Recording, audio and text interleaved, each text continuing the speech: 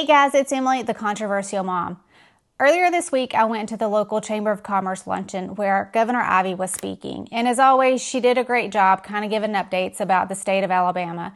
But she talked about something in particular that I don't think most people are really tracking, and they really need to be. I find it very interesting that there has been such little coverage on the topic that I want to cover today, because while it's really not controversial in the moment, it's going to be extremely controversial come this fall. So what I want to talk about is something called the FOCUS Act. FOCUS stands for Freeing Our Classrooms of Unnecessary Screens for Safety. Basically, it's just getting cell phones out of our classrooms. So the bill, this is the first time it's been filed in the state of Alabama. It already passed the House several weeks, if not months ago. It passed the Senate, I think, last week, and it's actually on its way to Governor Ivey's desk this week for signature. So it's flown through the legislative process, which is quite ironic considering it took our state 3 years to finally pass the What is a Woman bill, but this we can get done in a year. But I digress. Needless to say, the bill is moving forward. It will be signed into law very, very, very soon. So what does the bill do and why does it matter? And more importantly, why am I saying it's going to be controversial this fall? So the bill, like I said, it just gets cell phones out of our classrooms. I say cell phones. It's anything that's kind of connected to the internet. So cell phones, iPads, gaming devices. It doesn't specifically call out an Apple Watch, but my assumption is that that would be included. Anything that allows communication outside of the classroom or with the teacher. So this bill prohibits these devices in the classroom.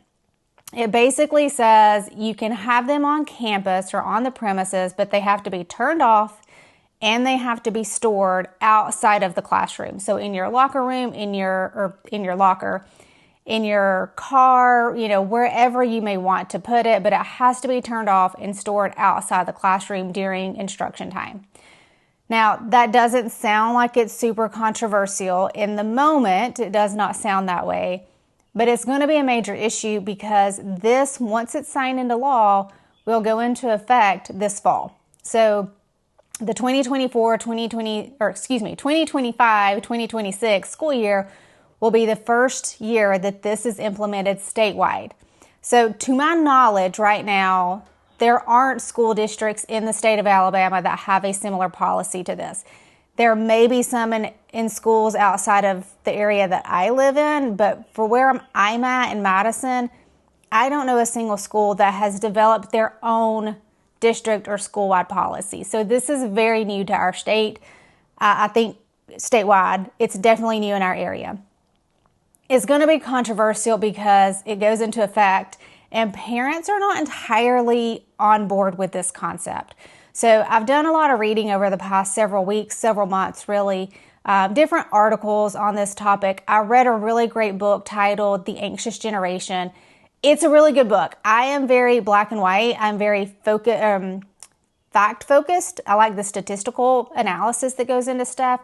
In this book, it focuses on a lot of that. So it's very statistic heavy in terms of cell phone usage and social media usage on kids and the negative impact that it has.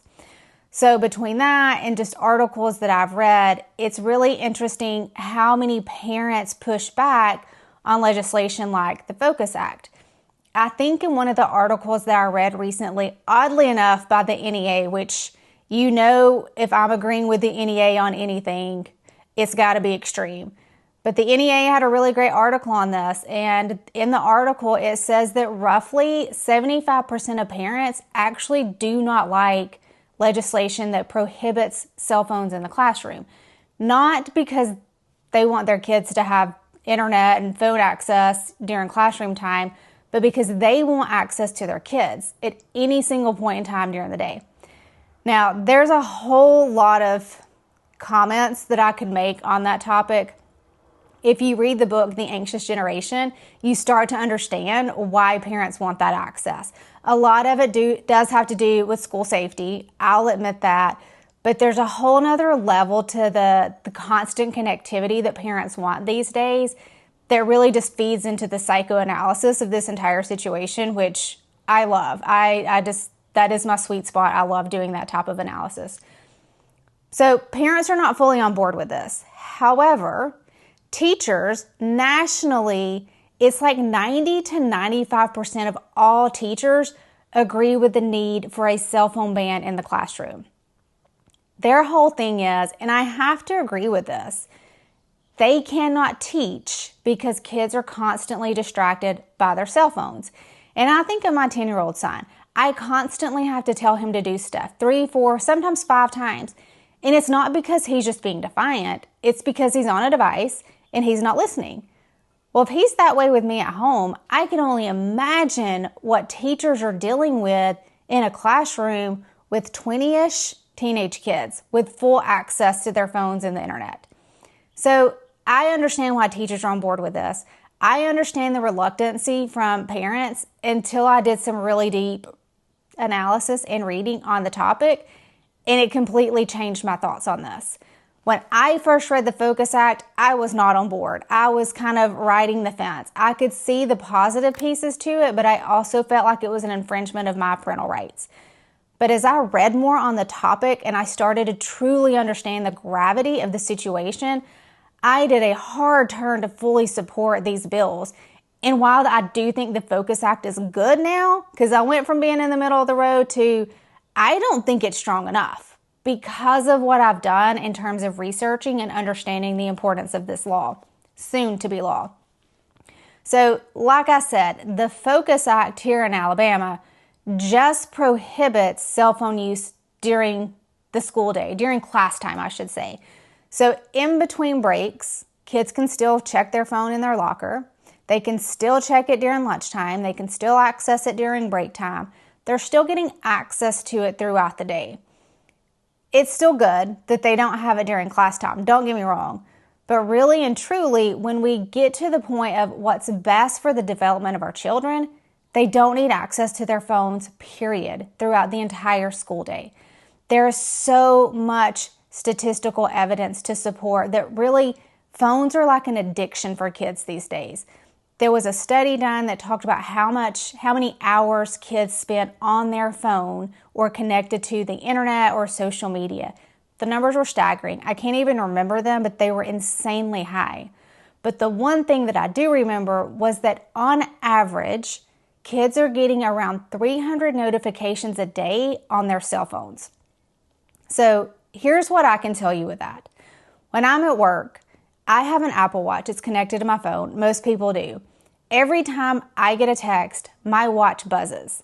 I'm on a couple of really busy text threads. It's not uncommon that I'm getting 50 to 60 texts a day in these text threads. It's extremely annoying. So when I'm at work and I'm trying to focus and I'm trying to have conversations and I'm in meetings and my watch constantly buzzes because I'm getting text messages, I can't focus on my work. And I'm getting maybe 50 to 60 notifications on a really busy day. Imagine if you're a kid that gets 300 notifications a day in the middle of a class. You're not focused on your education. You're not focused on learning. All you're doing is constantly checking your phone. And it's a distraction and it's an addiction because they can't say no. They can't just ignore it. When I'm at work and that happens, I turn my phone off because I have to focus on work and I know the importance of that. I have the ability to say, nope, I can't deal with my phone, and I turn it off. Kids can't do that. They're so young, their brains are not fully developed, and they're so focused on their phone and what's happening, they cannot turn it off. This is addiction, and that's an extreme word, I get it. But that's really and truly what it is when you just kind of take a step back and think through the entire situation. It's an addiction. So you don't fix an addiction to a cell phone by just limiting access. You have to completely cut it off. And that's really and truly what strong legislation on this topic does. In some states, they've gone so extreme that they've said, nope, there's absolutely no cell phones on campus anytime during the day because kids need to be here focused. If I'm not mistaken, it's actually not a whole state. It's a specific school district, and I'm pretty sure that it's in New Jersey, of all places. It's in one of the blue states. They've completely prohibited this stuff on school premises. And the results have been great. Teachers are talking about how kids are engaging again, academic performance is going up, there's less fighting, less bullying, all amazing things.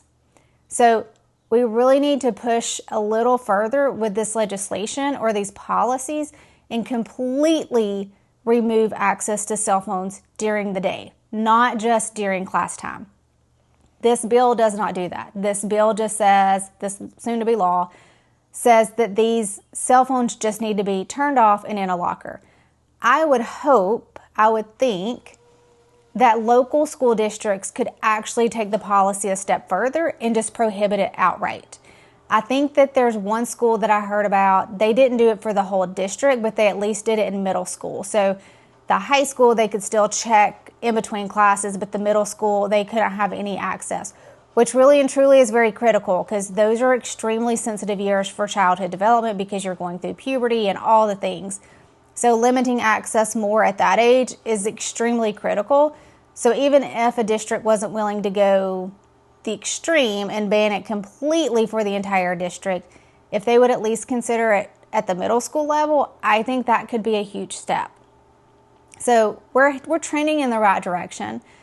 We need to take it a little bit further. Hopefully we can get there either as individual school districts, individual schools, or hopefully just in a couple of years with overall state policy and or laws. Now, the controversial part of this is the parents. Like I said, about 75% of parents don't agree with this. So that's going to be a problem when this very quiet bill is signed into law and goes into effect this fall, and parents don't know that it's coming. That's why I say it's going to be controversial. So when that happens, we're going to have to deal with the parents saying, I want to have access to my child at any single point in the day. If there is an emergency, I want to be able to talk to my child and know that my child is safe. I understand this. I truly do. I have a 10-year-old. If there was a mass issue at the school, I would want to know that my child is safe. I totally understand that. But I will offer two counterpoints to that. One, your child needs to be learning, and we as parents know what it means for children to have devices.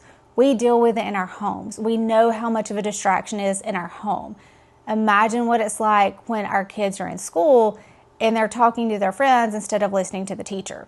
You've got one teacher to 20 kids. What they're dealing with in the classroom is far worse than what we're dealing with at home when they have devices. So we're sending our kids to school. We've been fighting for years to say, quit indoctrinating our kids. They're there to get an education. We as parents need to do our part and send our kids to learn, not be on devices. That's the easy part of it. The second part to this, if there's an emergency, we want to be able to check on our kids.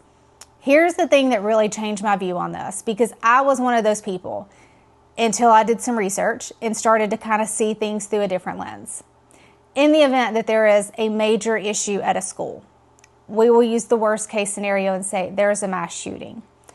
In those events, our kids, our administrators are taught to shelter in place, right?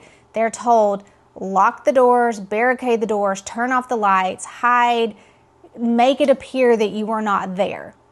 Do not become a target. Do not draw attention to yourself. That is the best case for survival, right? We get the same training at work. If there's a shooter at work, these are the things you do to survive. If we're teaching our kids that that's how you survive this worst case scenario, why are we telling them, well, you need to have your phone? Because if phones are in the locker, kids are going to be told, go get your phone out of the locker. Well, that's going to draw attention to them.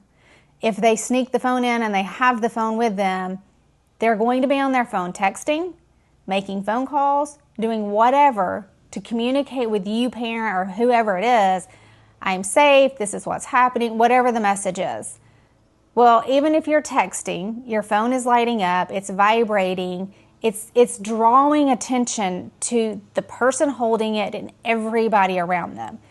And in a situation where you've got a mass shooter, that's not what you want. You've got to be able to hide and conceal yourself and not draw attention. So if you've got your phone, even if it's on silent, it's lighting up, you're talking, You hear your mom's voice in a really intense situation and you automatically start crying. It's what we do as human beings. So it's going to draw attention to whoever is holding the phone and everyone around them. And that's counter to what we need the kids doing or whoever in those situations. So it's helpful from a parent standpoint. It does not help secure and protect a child in that situation. And on top of that, kids are then focused on their phone and they're not listening to those in authority in the situation. If someone's telling them, you need to get up and run, kids aren't going to hear it. They're on their phone trying to communicate with a parent. So again, it's a distraction in one of the worst places you ever need a distraction. So I understand the need. I truly do. I am a mom. I hate to imagine what that situation would be like. But I would much rather have to go through the agony of a couple of hours of not communicating with my child than knowing that my child was texting me something and it caused him to draw attention to himself and his friends. It's a really difficult place to get to or to work through. I fully admit that. But we have to just kind of take a step back and look at the grander picture of what's best for our kids. Not just in physical safety in those situations, but academically, socially, emotionally, physically, mentally, all the things that are tied to cell phone usage. So I encourage you, go look at the Focus Act. It's HB 166. It really spells out exactly what the expectation is. There are a couple of exceptions for having cell phones in classrooms, and that's for kids with IEPs. And actually, the bill does have a carve out for allowing kids to access phones during an emergency. The problem with this is the bill says phones have to be in lockers. They can't be in the classroom, but you can have a phone during an emergency, which is telling kids, go get your phone out of a locker in the middle of an emergency. I think it's dumb that they did it. I'm sure it was a compromise to try to get the bill through. I think they need to revisit it. I think local schools should revisit that and just strengthen the policy that's in place. Y'all can do that. But go look at the bill, do some research, understand truly what the intent behind this legislation is, and really and truly why it matters. Not just for safety, but for academic performance and development. It's a really critical thing that parents understand. If you have questions, let me know. And until next time, have a good one.